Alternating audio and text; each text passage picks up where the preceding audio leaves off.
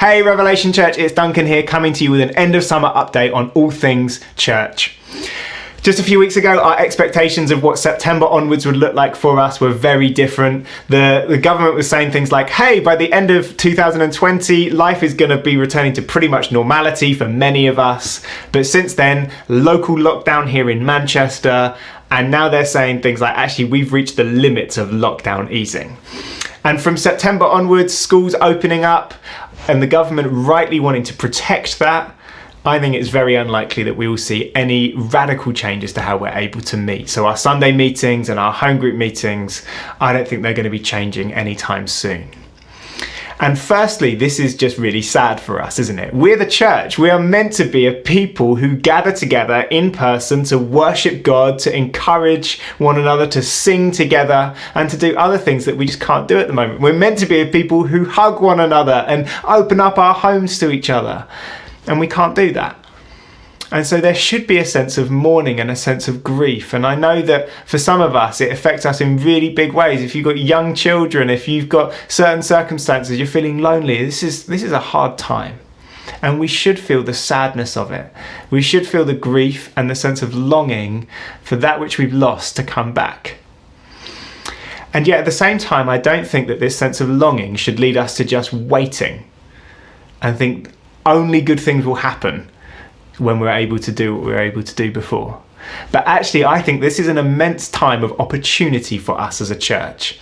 That from September onwards, I think there is so much that God wants to do to bless us and to advance his kingdom through us. That as we always would be looking forward to from September.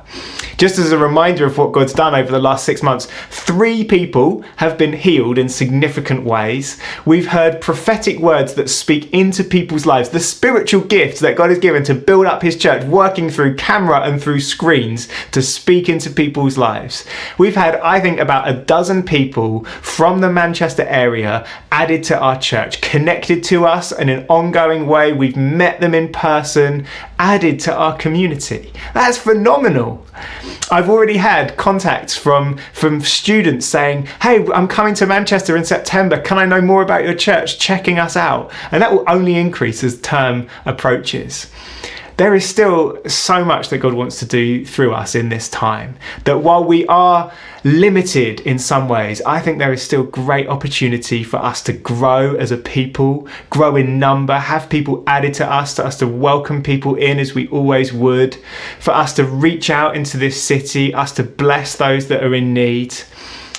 I think God would want us to choose, as much as this is not how we would have things. And I've had this grapple with God of, God, I don't like this. I wouldn't choose it.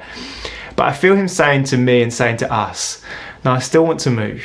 I saw this coming. This was always part of the plan. And I still want to work through it.